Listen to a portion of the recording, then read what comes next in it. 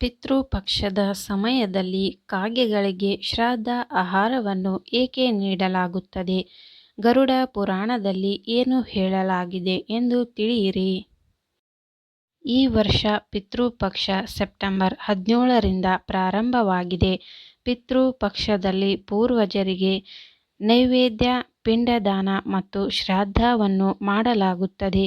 ಹೀಗೆ ಮಾಡುವುದರಿಂದ ಪೂರ್ವಜರು ಮೋಕ್ಷವನ್ನು ಪಡೆಯುತ್ತಾರೆ, ಸಂತೋಷ ಪಡುತ್ತಾರೆ ಮತ್ತು ಅವರ ವಂಶಸ್ಥರನ್ನು ಆಶೀರ್ವದಿಸುತ್ತಾರೆ. ಪಿತೃಪಕ್ಷವು ಪೂರ್ವಜರ ಋಣವನ್ನು ತೀರಿಸುವ ಸಮಯ ಎಂದು ಹೇಳಲಾಗುತ್ತದೆ. ಪಿತೃಪಕ್ಷದಲ್ಲಿ ಪೂರ್ವಜರ ಮರಣದ ದಿನಾಂಕದಂದು ಶ್ರಾದ್ದವನ್ನು ಆಚರಿಸಲಾಗುತ್ತದೆ. ಇದರಿಂದ ಪಿತೃದೋಷದಿಂದ ಮುಕ್ತಿ ಸಿಗುತ್ತದೆ ಮತ್ತು ಪೂರ್ವಜರ ಆಶೀರ್ವಾದದಿಂದ ಮನೆಯಲ್ಲಿ ಸಂತೋಷ ಸಮೃದ್ಧಿ ಇರುತ್ತದೆ.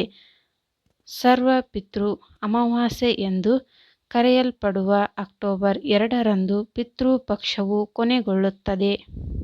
ಪಿತೃಪಕ್ಷದ ಸಮಯದಲ್ಲಿ ಪೂರ್ವಜರ ಶ್ರಾದ್ದ ಆಹಾರವನ್ನು ಕಾಗೆಗಳಿಗೆ ನೀಡಲಾಗುತ್ತದೆ. ಶ್ರಾದ್ದದಲ್ಲಿ ಕಾಗೆಗೆ ವಿಶೇಷ ಪ್ರಾಮುಖ್ಯತೆ ನೀಡಲಾಗಿದೆ. ಶ್ರಾದ್ದ ಆಹಾರವನ್ನು ಕಾಗೆ ತಿಂದರೆ ಪೂರ್ವಜರು ಆ ಆಹಾರವನ್ನು ಸೇವಿಸುವರೆಂಬ ನಂಬಿಕೆ ಇದೆ. ಪಂಚಬಲಿ ಭೋಗವನ್ನು ಅಂದರೆ ಕಾಗೆ, ಹಸು, ನಾಯಿ, ಇರುವೆ ಮತ್ತು ಪೂರ್ವಜರಿಗೆ ತಯಾರಿಸಿದ ಆಹಾರದಿಂದ ನೈವೇದ್ಯ ಮಾಡುವ ಅಗತ್ಯವೆಂದು ಪರಿಗಣಿಸಲಾಗಿದೆ. ಪೂರ್ವಜರು ತಮ್ಮ ರೂಪದಲ್ಲಿ ಭೂಮಿಗೆ ಬರುತ್ತಾರೆಂದು ಹೇಳಲಾಗುತ್ತದೆ. ಪಿತೃಪಕ್ಷದ ಸಮಯದಲ್ಲಿ ಕಾಗೆಗೆ ಶ್ರಾದ್ದ ಆಹಾರ ಉಣಿಸುವ ಮಹತ್ವ. ಪಿತೃಪಕ್ಷದ ಸಮಯದಲ್ಲಿ ಕಾಗೆಗಳಿಗೆ ಖಂಡಿತವಾಗಿಯೂ ಆಹಾರವನ್ನು ನೀಡಲಾಗುತ್ತದೆ.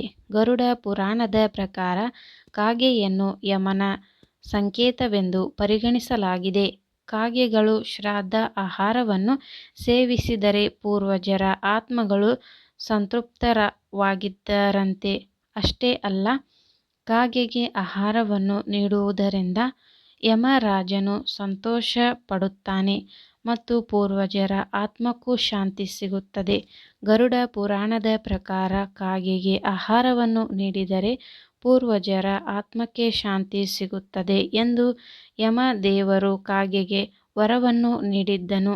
ಪಿತೃಪಕ್ಷದ ಸಮಯದಲ್ಲಿ ಕಾಗೆಗಳಿಗೆ ಆಹಾರ ನೀಡುವುದರಿಂದ ಹಲವು ಪಟ್ಟು ಹೆಚ್ಚು ಲಾಭವಾಗುತ್ತದೆ ಎಂದು ಹೇಳಲಾಗುತ್ತದೆ.